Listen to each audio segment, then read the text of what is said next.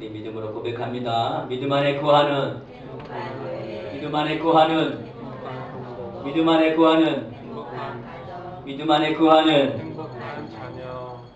그렇습니다. 하나님이 우리를 축복하실 때에 좋은 만남을 주셔서 축복하십니다. 예를 들어서 엘렌 켈레와 셀레반의 만남은 단순히 수학적으로 계산하면 1 더하기 1은 2의 등식일 겁니다. 그러나 헬렌 켈레에서와 셀레반의 만남은 1 더하기 1이 1000 이상의 시너지 효과가 그들의 삶 속에 나타날 수가 있었습니다. 듣지도 보지도 생각하지 못했던 이 엘렌 켈레는 최고의 학문인 박사학위를 받을 수가 있었습니다. 인생을 가장 부유한 인생을 살아나라고 그는 고백할 수가 있었던 것입니다. 여러분이 이 인생을 1 더하기 1은 2라고 말할 수 있겠어요? 그렇듯이 인생의 최상의 만남은 바로 하나님의 주권에 있는 것입니다. 뿐만 아닙니다. 사람의 마음을 얻는 건 최고의 축복이라고 할 수 있습니다. 어설픈 기술로 사람의 마음을 얻을 수가 없습니다. 설사 진심을 다해서 얻는다 해도 사람의 마음의 재성 때문에 오해하게 되어지고 자기중심적으로 살기 때문에 더 깊은 삶을 나누기가 어렵습니다. 역시 인간의 마음도 주님의 영역입니다. 우리는 이를 위해서 기도하게 합니다. 앨범에 머리와 함께 하율이라는 책 가운데 나오는 글이 있습니다. 참 의미가 있어서 우리가 시간 함께 좀 나눠보고 싶습니다. 돈이 다정함을 대신할 수는 없네. 그리고 권력도 다정함을 대신할 수는 없지. 이렇게 앉아서 죽어갈 때 가장 철실하게 필요한 것은 돈으로도 권력으로도 해결되지 않는다고 말이야. 아무리 돈과 권력이 많아도 이렇게 죽어가는데 필요한 감정은 거기도 얻을 수 없네. 여러분 어떠세요? 우리가 가진 걸로 다 할 수가 있다고 생각하는데 한계가 분명하더라는 거예요. 사랑하는 성도 여러분, 이 한계는 주님의 능력으로만 초월할 수가 있습니다. 주님의 힘으로만 참 한계를 극복할 수가 있습니다. 저는 우리의 인생의 한계 어떻게 극복할 수 있을까? 오늘 본문을 통해서 제목을 이렇게 정해봤습니다. 한번 다 같이 한번 따라해 봅시다. 상처 입은 치유자. 다시 한번 합니다. 상처 입은 치유자. 참 역설적인 얘기 같아요. 이 상처 입은 치유자는 헨리 나운의 책 제목입니다. 사람들은 뭔가 가져야 나눌 수 있다고 합니다. 강력한 권력과 힘이 있어야 다른 사람을 보호할 수 있다고 얘기합니다. 그러나 신앙은 가난한 예수님 제자를 통해서 더 많은 사람을 부욕해 할 수 있음을 말합니다. 1부 예배나 2부 예배나 역시 반응은 똑같습니다.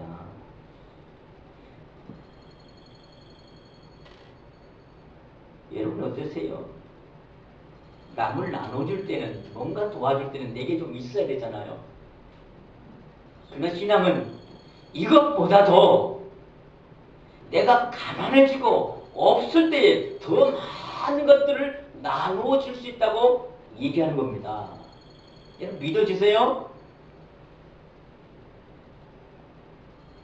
믿어지면 고기라도 좀 끄덕해 주십시오.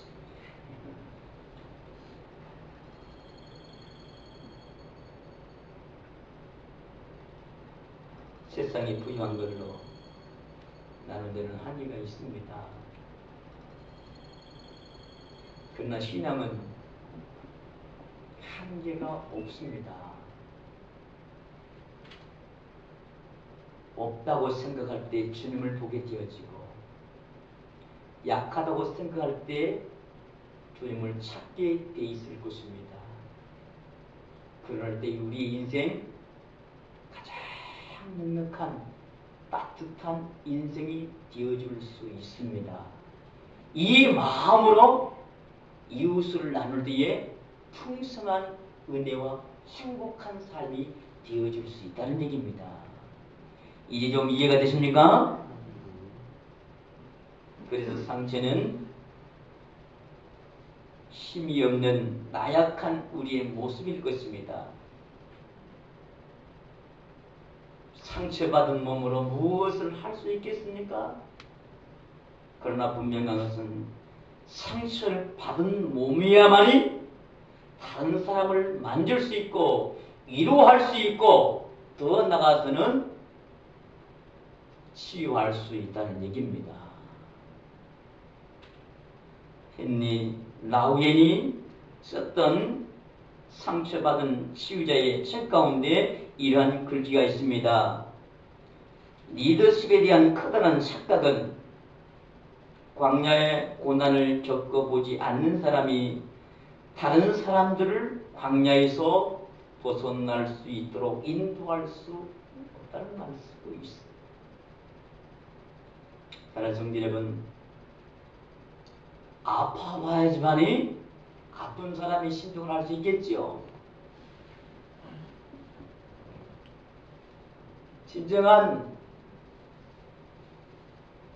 모든 공동체의 지도자들은요, 리더들은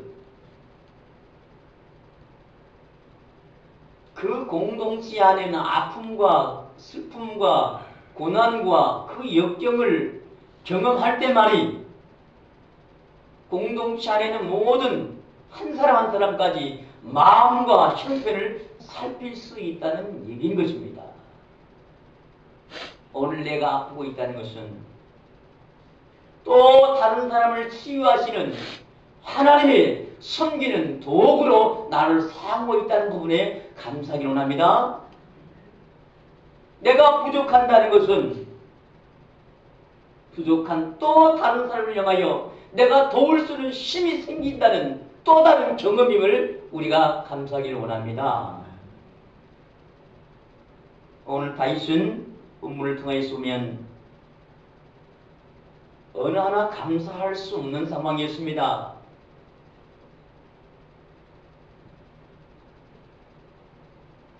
아들 압살롬을 통해서 반역을 일으켰던 그들이 왕의 자리를 탈취하고 아버지 왕을 죽이려고 지금 쫓아오고 있었습니다. 다급한 나머지 아버지인 다윗은 맨발로 광야로 도망칠 수밖에 없었습니다. 여러분, 다윗은 그렇게 무기력하고 힘 약한 다윗이 아닙니다. 다윗은요, 이웃 적군 나라와 대적할 때는 다 백전백승했어요. 전 경험이 없습니다. 얼마나 탁월한 명장이고 훌륭한 장수였으면 민간에 흐르는 아이들의 노래가 이런 노래가 있죠. 사울은 천천히요, 다윗은 만만이다. 다윗은 위대한 대장이란 얘기입니다. 다윗이 더 많은 존경을 받아야 승리의 축배를 들 자란 얘기인 것입니다. 그런데 아들 압살롬의 아무리 군사가 많아도 그 칼날 앞에는 무기력한 존재일 수밖에 없어요. 그럼에도 불구하고 다윗은 어때요? 자식을 죽일 수 없기에 도망자의 신세가 되어집니다. 사랑하는 성도 여러분, 아무 이유 없이 고난을 당했던 욥의 형편을 우리는 계속해서 묵상하고 있지요. 우리는 일어날 때에 항변할 수 있을 겁니다. 내가 왜 이런 어려움을 겪어야 하는가? 내가 너를 위해서 좋아하는 것이 얼마인데 너는 내게 이럴 수 있어? 아니, 하나님이 계시다면 이렇게 나를 버려줄 수 있을까?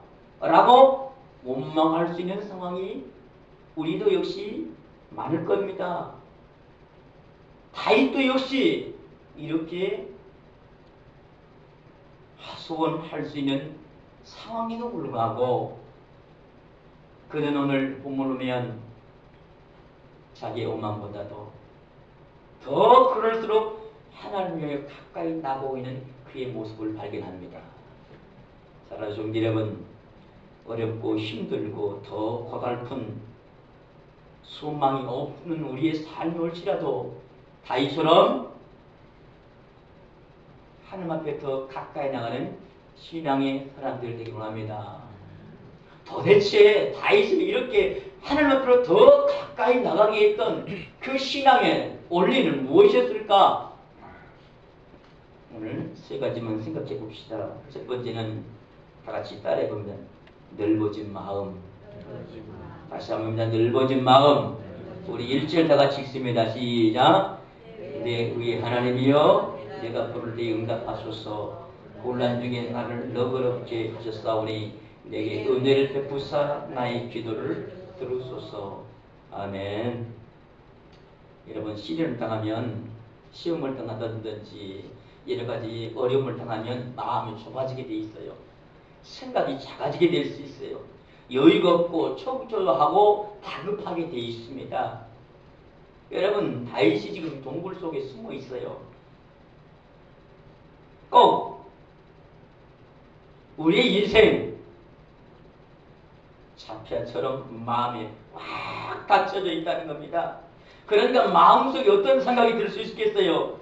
하나님도 싫고 사람도 싫고 교회도 싫고 교회 나가기도 싫고 교회 가서 봉사하기도 싫고 하나님 떠나고 싶은 마음이 가득 찼을 것입니다.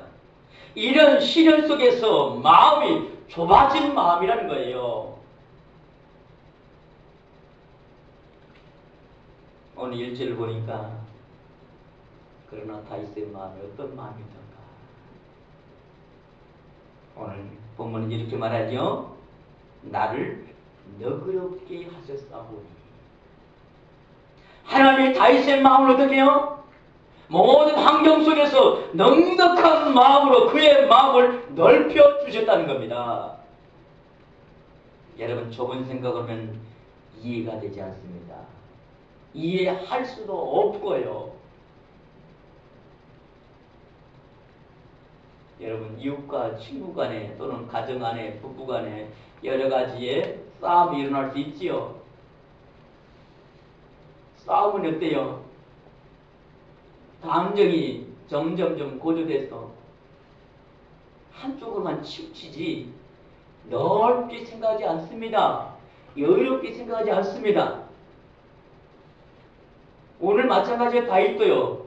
부자 간의 이 싸움이나 권력 싸움이에요. 아버지가 죽든지 아들이 죽을 때에 그 싸움은 끝나는 겁니다. 생명을 담보로 지금 싸움이 벌어지고 있는 거예요. 지금 누구 탓하기에 그렇게 시간이 여유롭고 넉넉한 것은 아닙니다.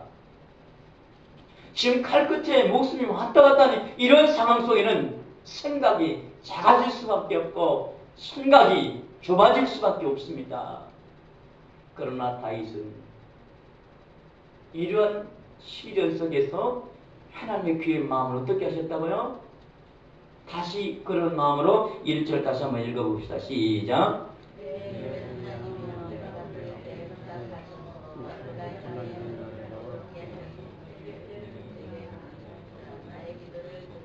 아멘. 나를 너그럽게 하셨사오니 이제 내 기도를 들으시옵소서. 하나님 앞에 더 가까이 나고 있는 다윗의 아름다운 신앙을 오늘 본문을 통해서 고백하고 있는 겁니다. 사랑하는 성도 여러분, 우리의 마음의 여유와 넉넉한 삶을 살아가는 비결이 어디 있다고요? 하나님 앞에 나갈 때에 주님이 우리의 마음을 넓혀주십니다. 이해하도록, 상대방을 용서하도록, 누구까지요? 원수까지 사랑하도록 이 마음을 우리에게 부어주십니다. 그러나 하나님 앞에 나가는 길이 하나님과 멀어지면 멀어질수록 우리의 마음의 생각은 어떻게 해요? 점점 더 닫혀지게 되어 있습니다. 좁아지게 되어 있습니다. 우리 모두는 오늘 이 다윗의 아름다운 신앙을 본받기를 원합니다. 고난이 넘치면 이려도 넘치게 되어 있습니다. 고린도후서 1장 5절에 바울은 이렇게 고백합니다. 그리스도의 고난이 우리에게 넘친 것 같이 우리가 받은 이로도 그리스도로 말미암아 넘치도다. 사랑하는 여러분, 하나님 앞에 가까이 가면 갈수록 은혜를 경험하면 경험할수록 우리의 삶이 더 큰 이로로 어떻게 넘치는 삶이라 여유로운 삶을 살아갈 수 있습니다. 이것이 신앙의 매력이요, 신앙의 비결이요, 신앙의 축복입니다. 세상 사람들은 이해를 할 수가 없습니다. 도대체 무엇이 그들이 깨달지 못한다는 것. 이 공부한 상처받은 다윗은 왜 치료자가 될 수 있었던가? 두 번째입니다. 다 같이 따져봅시다. 고요한 마음. 고요한 마음. 그렇습니다. 시련을 당할 때에 대적이 많습니다. 오늘 성경 한번 찾아볼까요? 시편 3편 2절입니다. 3편 2절 다 같이 한번 읽습니다. 시작. 많은 사람들이 나를 대적하여 말하기를 그는 하나님께 본을 받지 못한다 하나이다. 아멘. 이거 보니까 반란을 압살롬이 일으켰어요. 그리고 이 반란을 일으킨 걸 보면서 전령이 와서 아버지 즉 왕인 다윗에게 보고를 합니다. 사무엘하 15장 13절에 가면 이런 말씀이 있어요. 이스라엘의 인심이 다 압살롬에게로 돌아간나이다.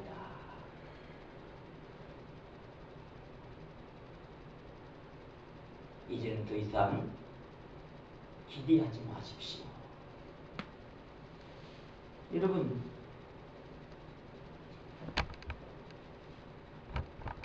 무언가 조금 기대를 할 수 있으면 할 수 있겠는데 전령이 자기에게 오는 그 소식은 기대하지 말라는 거예요. 사랑하는 성도 여러분, 세상은 그렇습니다. 권력을 따라가게 돼 있고요. 물질로 따라가게 돼 있고요. 사람의 명예를 따라가게 돼 있습니다. 우리 인생이 얼마나 한심하면 이런 날까지 있지요. 정승이 개가 죽으면 사람들은 문상 오지만 정승이 죽으면 문상 오지 않는다는 말이 있어요.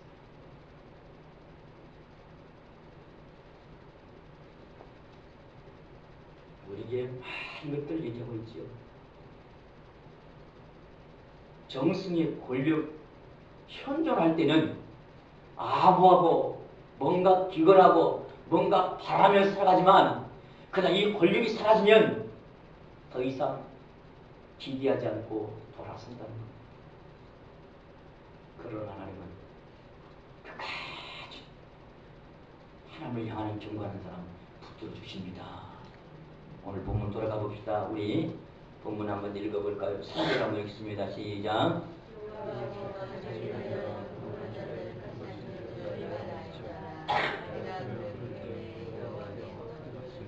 하나님은 경건한 자를 택하십니다. 자기를 찾는 자를 만나주십니다. 아우성치고 어찌든지 떠들 필요도 없고요. 주님 앞에 나가서 주님 앞에 그냥 무릎 꿇고 기도하면 되는 거예요. 여러분, 우리 시간들이 더 많이 기도로 활용되는 시간 되시기 바랍니다. 더 많이 은혜를 간구하는 시간 되어지기를 소망합니다.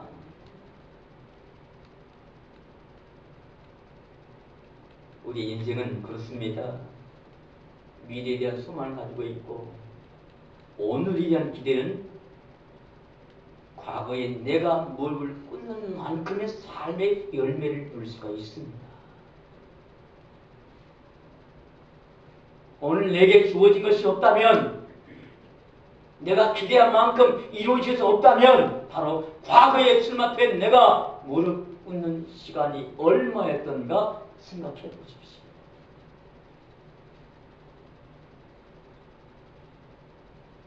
이제 앞으로 내 삶에 더 다른 하나님의 기대를 바란다면 지금 이 시간부터 무릎을 꿇으십시오. 그럴 때 주님은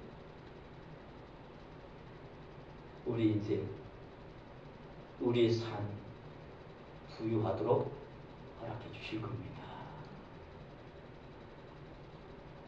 마지막으로 한번 생각해 봅시다. 세 번째입니다. 다 같이 한번 따라해 볼 겁니다. 든든한 마음. 든든한 마음. 그렇습니다. 시련을 당할 때에 대적들은 공경하고, 오늘 6절은 이렇게 말합니다. 6절 한번 다 같이 읽어볼까요? 여러 사람의 말이 우리에게 손을 보이지 않는군요. 하오리 여호와여 주의 눈을 들어 우리에게 비추소서. 아멘. 그렇습니다. 우리에게 손을 보이지 않는 누구냐? 시련 당하는 사람에게 본능적으로 하는 질문이에요. 이럴 때 누가 나를 도와주냐? 당장 누가 나 도와줄 사람 없니? 라는 찾는 거예요.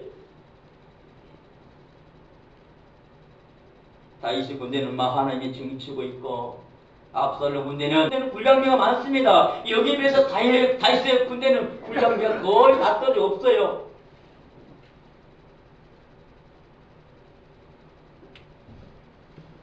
다윗은 이제 지팡이 하나만 짚고 사는 거지의 신세가 되었습니다. 다윗의 부하들이 이럴 때 당장 누가 우리를 도와주지 않는다고 묻습니다. 하나님도 안 보이고 도와준 사람도 안 보일 때 이런 질문이 당연히 나올 수 있는 것입니다. 사랑하는 성도 여러분, 이런 형편에 처했을 때 우리는 어떻게 합니까? 다윗은 그때 이런 심정 가지고 이렇게 읊고 있습니다. 우리 7절 말씀 한번 다 같이 읽어볼까요? 시작.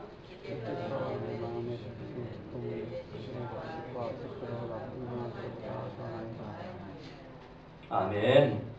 하나님을 향하여 기도하니까 하나님 어떻게 주셨다고요?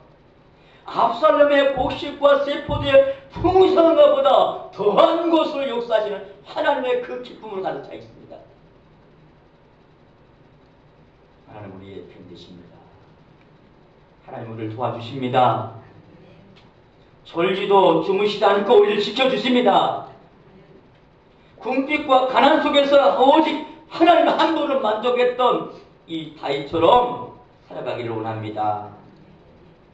주님만 의지할 때 주님께서 우리를 꽉 붙잡아 주십니다. 사랑하는 성도 여러분, 힘들고 어렵고 고난 속과 역경 속에 있을지라도 오늘 오늘 이 다윗이 이 어려울 때 극복했던 이 신앙의 세 가지 모습들을 기억하시기 바랍니다. 시련을 당할 때 네 안에 계신 예수님께서 좋은 마음을 넓혀 주신다는 사실. 누가요?